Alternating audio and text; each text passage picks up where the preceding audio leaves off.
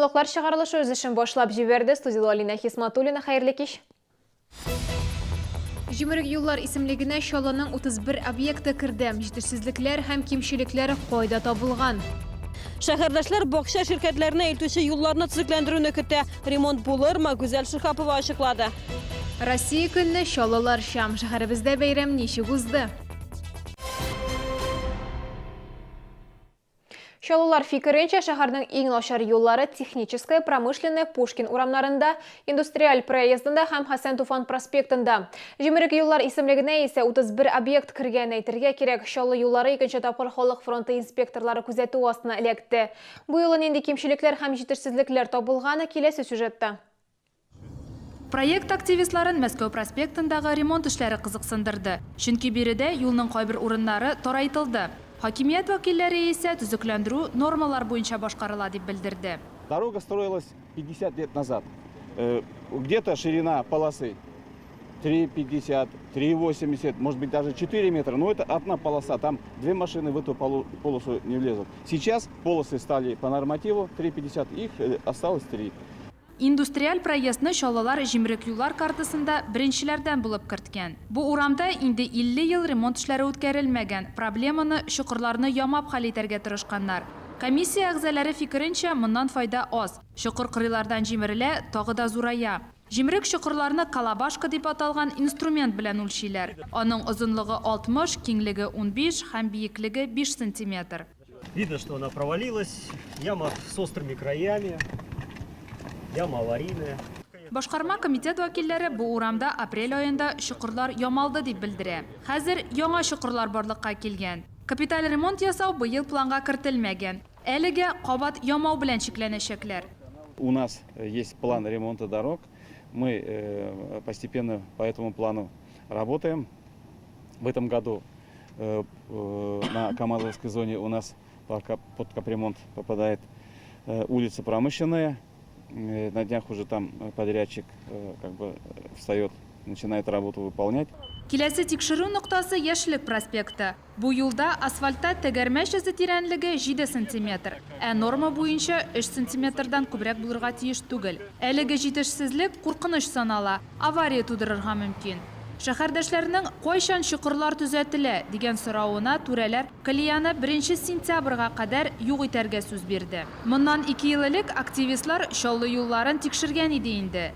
Әмма ул вакытта табылган җитешсезлекләрнең кайберләре бүген дә төзәтелмәгән. Было много запросов. Мы получили ответы из ГАИ, из прокуратуры. И прокуратура обязала исправить вот эти вот проблемы. Мы сегодня проехали по улице Гагарина, увидели, что часть искусственных неровностей они не были переделаны, они были просто срезаны. Активистлар шәһәр юллары сыйфатын тулысы белән тикшерә алмады. Чөнки башкарма комитет алдан бары тик 3 урамга гына төзекләндергән юлларга гарантия вакыты төгәлләнмәгән дип белдергән. Чынлыкта исә бу исемлеккә 21 юл кертелгәне ачыкланды. Калган юлларда җитешсезлекләрне җирле активистлар тикшерәчәк. Ландыш Мустафина, Ленар Солтанов, Яңалыклар. Көннәр җылыткач, бакча сезоны чынлыкта да башланды дияргә була. Хәзер бакчачылар үз şirketләренә ешрак йөри башлады. Уңыш өчен бу файдага булса, машина йөртүчеләре зыян килә дип зарлана. Юллар начар булу сәбәпле алар ремонтка акча сарыф итә башлаган. Проблема физик затларга гына кагылмый. Бакчачыларны йөртүче зур автобусларда ватыла. Проблема хәл ителерме? Гүзәл Шихапова ачыклады.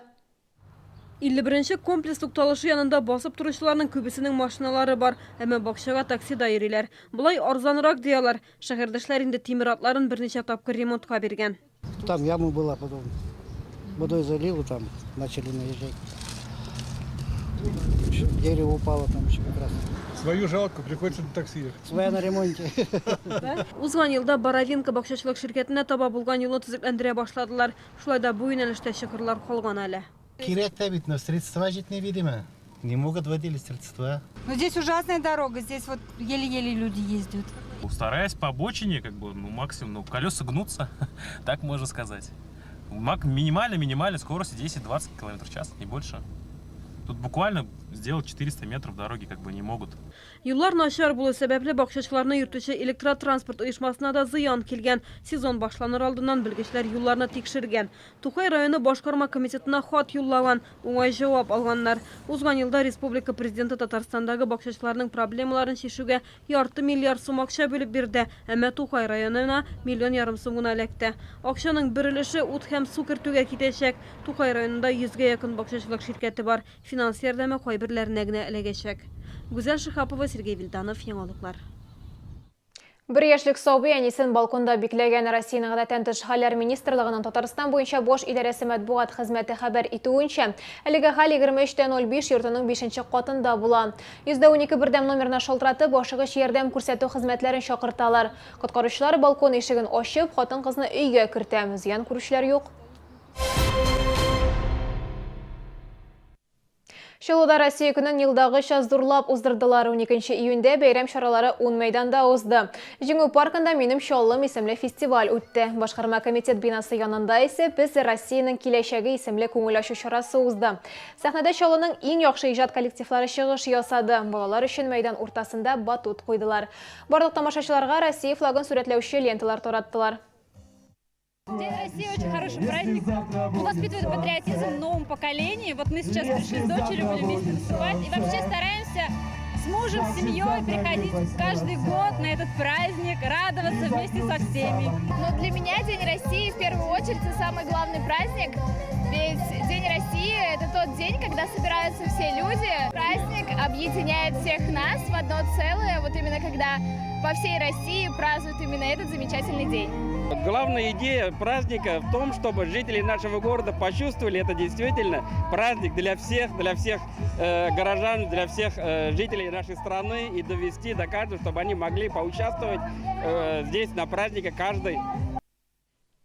Шалода нәфис сүз осталары көрәшкә әзерләнә. 15 июньдә Нур яшьләр үзәгендә алып баручылар бәйгесе узачак. Чара кичке 5-тә башлана. Бәйгедә 16-дан алып 25 яшькә кадәр булган яшьләр катнаша ала.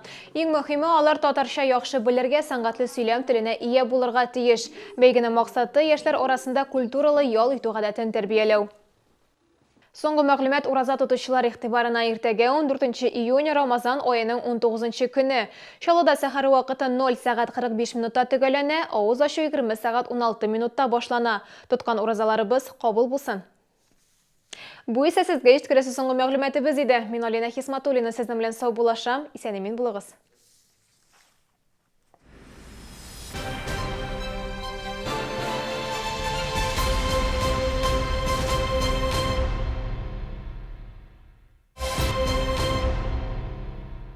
Бери только самое ценное, а я тебя прикрою. Большой куш в корпорации «Центр». Экстра премии за покупки. Холодильник «Хайер» за 34 990 и 7 тысяч на новые покупки. «Хайер» – мировые инновации для вашего дома. А мед-то откуда? Я взял. Подумал, куш от слова «кушать». Твой город, твой парус, твой выбор и твой успех. Уже открыты продажи квартир В новом микрорайоне «Парус». Подробности 51 55 71 75 37 74. Как живут люди, страдающие от артрита и радикулита? Слышали, погода меняется? Да, я утром намазалась кремом «Долгит» в желтой упаковке, и теперь мне все нипочем. Крем «Долгит» помогает устранить боль и имеет противовоспалительное действие. И я пойду намажу. Что-то суставы ломит. «Долгит». Немецкое качество по доступной цене.